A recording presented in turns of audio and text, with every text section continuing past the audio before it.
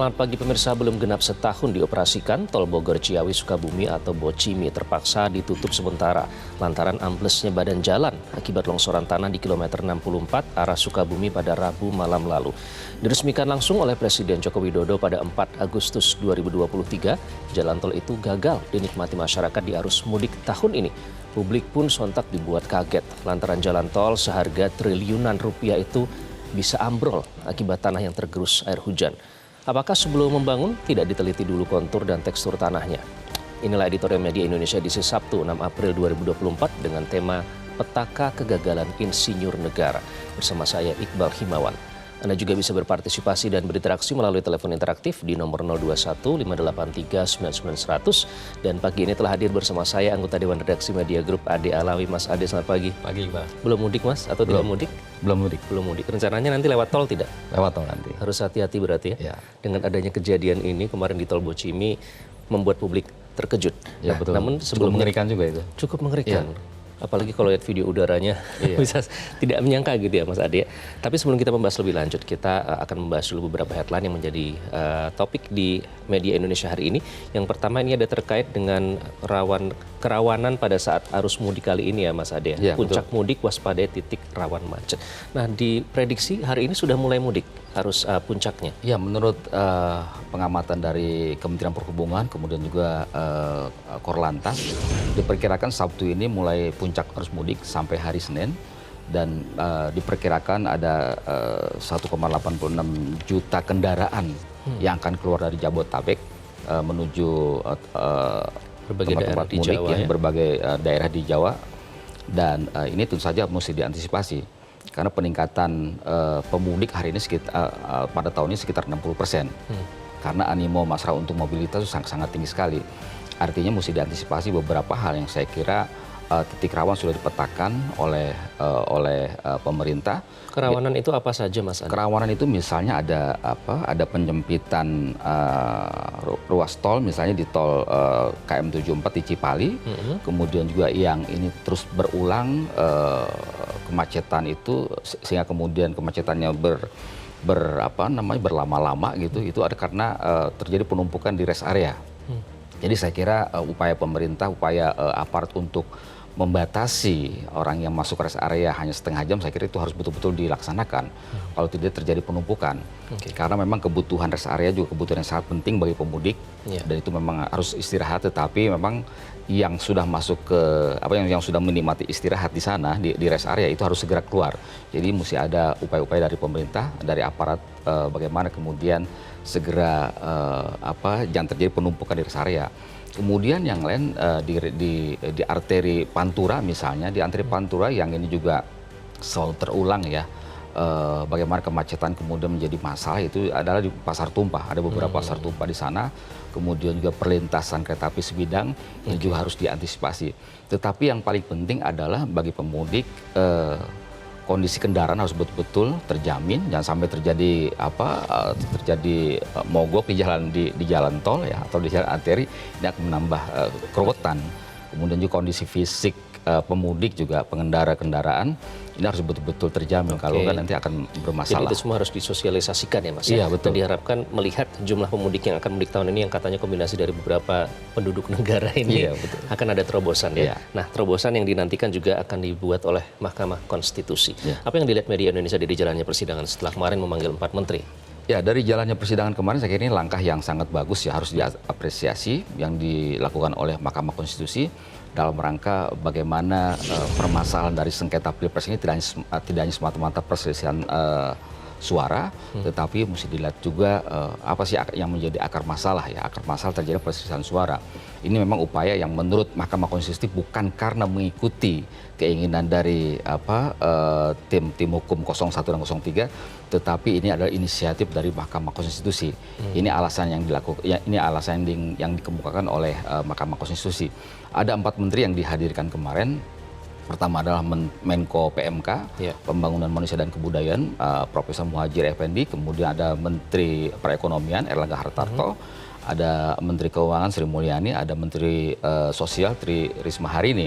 Dan semuanya mereka menjelaskan alasan-alasan, misalnya bagaimana pertanyaan dari Hakim MK terkait dengan kebijakan-kebijakan ya, kebijakan bansos. Kemudian kenapa bansos itu banyak dikucurkan di daerah tertentu misalnya. Kemudian soal penganggaran dan sebagainya semua dijawab.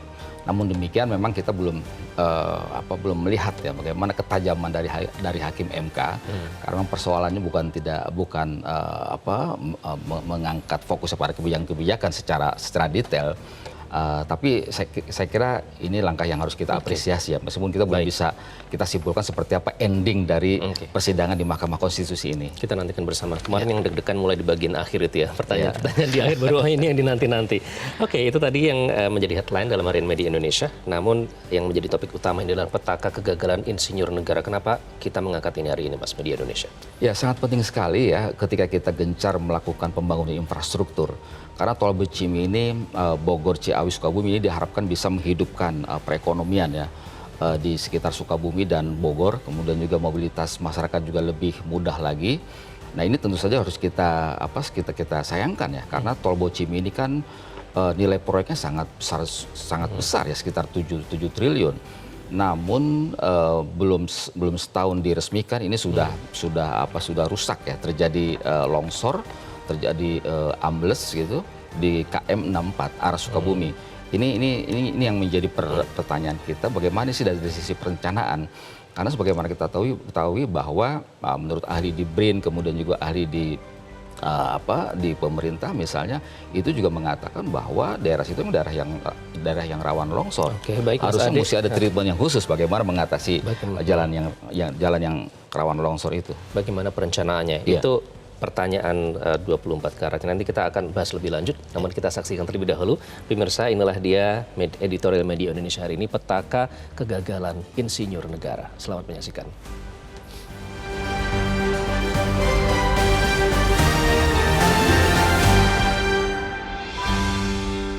Petaka kegagalan insinyur negara.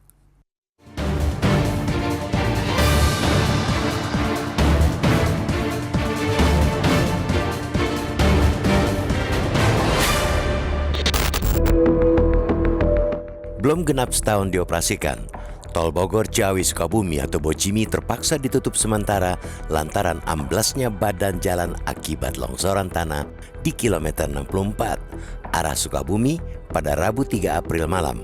Diresmikan langsung oleh Presiden Joko Widodo pada 4 Agustus 2023, jalan tol itu gagal dinikmati masyarakat di arus mudik tahun ini. Kementerian Pekerjaan Umum dan Perumahan Rakyat menyebut insiden itu akibat dari curah hujan yang tinggi. Foto amblasnya badan jalan itu membuat bergidik. Jalan tol yang terbentang di atas perbukitan itu menggantung tak berdaya lantaran tanah penahan di bawahnya sudah tak ada lagi. Longsoran tanah masih terus terjadi hingga kemarin seiring dengan hujan yang bolak-balik mengguyur kawasan itu. Publik sontak dibuat kaget lantaran jalan tol seharga triliunan rupiah itu bangkit ambrol akibat tanah yang tergerus air hujan. Apakah sebelum membangun tidak diteliti dulu kontur dan tekstur tanah? Begitu pertanyaan di benak publik. Dari penelitian itu, tentunya akan didapat gambaran apakah tanah di lokasi amblasnya jalan itu rawan longsor atau tidak. Bukan bermaksud mengajari, tapi orang awam pun paham. Jika kawasan itu berkategori rawan longsor, tentunya perlu dibangun talut agar tanah dapat mengikat kuat fondasi jalan. Fondasi yang kukuh dan kuat menancap ke tanah jadi modal utama kekuatan bangunan atau jalan di atasnya. Mestinya ilmu soal fondasi itu tak perlu lagi diingatkan ke para tukang insinyur level negara. Tukang bangunan rumah petakan saja sudah sangat memahaminya. Karena itu, bukan tanpa alasan masyarakat dibuat kaget atas amblesnya jalan tol itu. Pada belajar di mana para insinyur negara yang membangunnya, kok malah menyalahkan air hujan sebagai penyebabnya. Jika hujan yang dijadikan kambing hitam, tak perlu sekolah tinggi-tinggi para insinyur negara itu. Ambrolnya jalan itu jelas akibat kegagalan, bukan sekadar kesalahan konstruksi. Kegagalan itu sudah dimulai dari tahap awal di perencanaan yang gagal paham soal kontur tanah. Ongkos dari kegagalan itu tentu tak murah. Pihak berwenang tak bisa hanya merenovasi atau memperbaiki titik kerusakan, tapi harus rekonstruksi ulang. Karena pekerjaan dimulai dari awal lagi, yakni membangun fondasi yang kokoh. Ruas tol Semarang-Solo dapat menjadi contoh. Dibangun di kawasan yang melintasi banyak tebing dan jurang, ruas tol itu banyak dibangun talut di banyak titik rawan longsor. Insinyur yang membangunnya paham betul, kawasan perbukitan tak bisa dijadikan ajang coba-coba walau hanya demi biaya murah. Hal yang membuat publik kian heran, bagaimana caranya tol Bocimi bisa dinyatakan lolos uji layak fungsi. Hal ini tentu saja mempermalukan wajah presiden karena meresmikan proyek yang bakal ambrol hanya dalam beberapa bulan. Karena itu perlu evaluasi total dari proyek itu sebelum membangun ulang jalan yang hancur itu. Negara jelas sudah rugi 2 kali, belum balik modal, jalan sudah hancur. Ditambah lagi dengan keluarnya biaya baru untuk membangun ulang jalan baru. Atas nama rakyat, DPR mesti meminta pertanggungjawaban kementerian yang membangun jalan tol itu. Begitu pula dengan presiden yang sudah kadung dibekap rasa malu. Presiden terlalu mudah percaya pada laporan bawahan bahwa jalan tol itu sudah siap dioperasikan. Presiden harus menginstruksikan investigasi menyeluruh, mulai dari proses perencanaan, pembangunan hingga pengawasannya. Jika ada satu saja dari ketiga proses itu yang tak beres, segera dibenahi agar masyarakat tak lagi jadi korban. Cukup kilometer 64 di tol Bocimi yang menjadi saksi bobroknya pembangunan infrastruktur kita. Penyakit itu tak boleh menular ke proyek lainnya.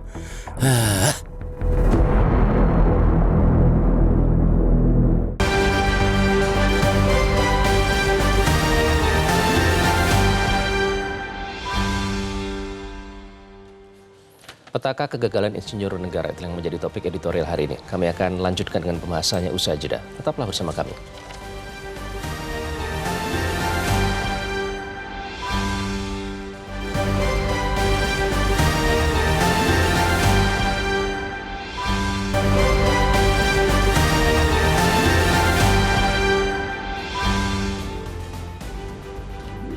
Petaka kegagalan insinyur negara ini terkait dengan amblesnya tol Bocimi. Mas Ade, kenapa alasan rembesan air tidak bisa diterima dalam hal ini? Ya, karena kita harus mengakui ya bahwa Indonesia ini sebenarnya termasuk juga jalur Bogor-Sukabumi ini kan jalur yang rawan longsor ya. Apalagi ketika bisa terjadi curah hujan yang sangat tinggi. Kita negeri yang memang rawan longsor, kemudian juga rawan gempa bumi, ini kan sudah menjadi sudah bisa dipetakan dari sananya gitu. Nah, saya kira harus kita sayangkan ya kenapa terlalu cepat dikatakan bahwa ada force major. Force majornya itu karena terjadi curah hujan yang tinggi kemudian terjadi longsor. Nah, ini kan menurut saya alasan yang terlalu simplifikasi ya. Simplifikasi gitu. Jadi mesti ada harusnya sudah diantisipasi sebelumnya. Jadi kami melihat bahwa ini ada problem pada perencanaan. Artinya dari sisi bagaimana daerah itu harus diatasi meskipun rawan longsor. Kalau kita lihat misalnya bagaimana pembangunan tol Semarang-Solo, ini kan juga sama juga. Di daerah situ daerah yang banyak tebing, banyak jurang, juga rawan longsor. Konturnya ya. Tapi kan kemudian bisa diatasi dengan dibangun talut-talut di sana gitu loh. Jadi kita harus melihat bahwa ini adalah menjadi pelajaran kita semua. Dan ini menurut saya harus diinvestigasi bagi pihak yang memang teledor katakanlah. Ini menurut saya mesti diberikan sanksi. Dan jalan tol ini kan tidak hanya dalam pembangunannya memang harus diawasi, tetapi setelah dibangun pun itu harus ada pengawasan. Bagaimana daerah-daerah yang katakanlah rawan longsor, kemudian juga tanahnya gampang bergerak misalnya, ini juga mesti diawasi. Apalagi gitu umurnya baru berapa bulan, Mas Adi? Iya betul, belum setahun. Nah ini menurut saya kegagalannya ada dua di sini. Kegagalan dari sisi perencanaan, tidak bisa mengantisipasi, tidak bisa bagaimana membuat konstruksi yang kokoh di daerah-daerah yang rawan longsor.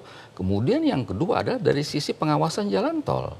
Ini kan ada korban jiwa di situ, mobil masuk ke jurang situ kan, ke daerah longsoran di situ, ke lubang besar gitu. Ini kan sangat mengerikan. Artinya dari sisi pengawasan menurut saya juga ada keteledoran. Harusnya diantisipasi nih. Kan sudah terlihat tentu saja curah hujan sangat tinggi kemarin-kemarin itu. Dan ini kan akan berpengaruh gitu loh, bagaimana kondisi tanah ini akan mudah bergerak, kemudian juga akan terjadi longsoran. Jadi itu dari sisi pengawasan, dari sisi perencanaan menurut saya sih terjadi kegagalan gitu. Apalagi kalau kita melihat nilainya yang bombastis ya. Maksudnya memang infrastruktur negara prioritas triliunan rupiah. Seharusnya ini tidak terjadi. Iya betul, kita melihat bahwa banyak sekali beberapa proyek infrastruktur yang dikerjakan dengan gerasa gerusu tanpa kajian AMDAL, tanpa kajian mendalam, tanpa diskusi publik. Ini pada akhirnya juga menjadi tidak berdampak apapun dan mubazir. Misalnya sejumlah bandara misalnya, ini juga menjadi proyek mubazir. Bagaimana supaya kajian itu tidak mubazir? Nanti kita lanjutkan Mas Ade usai jeda. Namun kami harus jeda terlebih dahulu, pemirsa. Kami akan kembali sesaat lagi, tetaplah di Editorial Media Indonesia.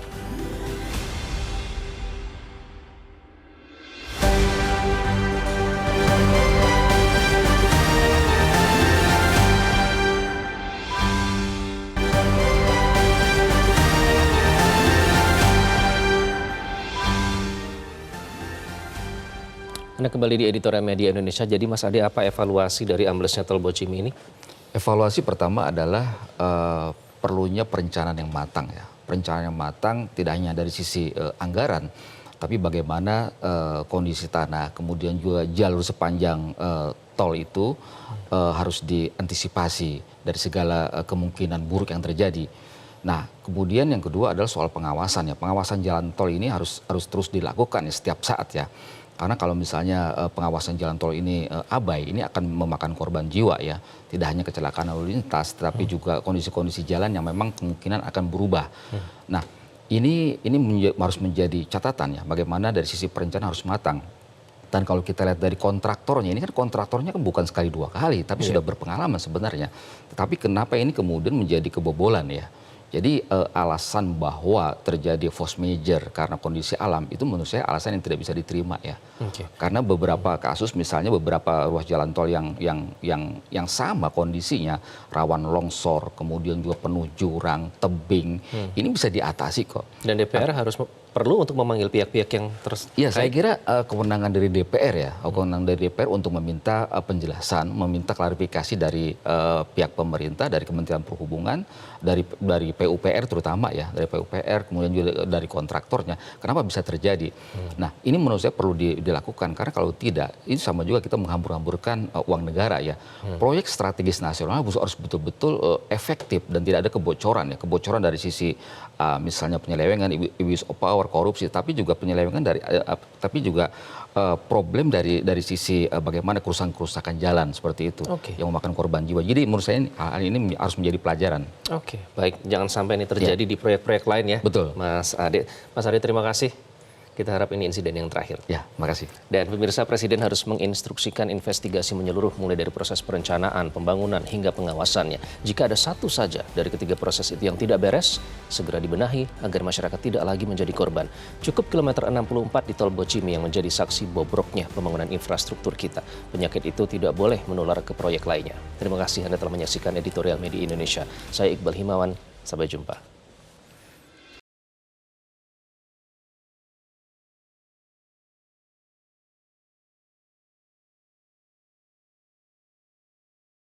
Jelajahi cara baru mendapatkan informasi. Download Metro TV Extend sekarang.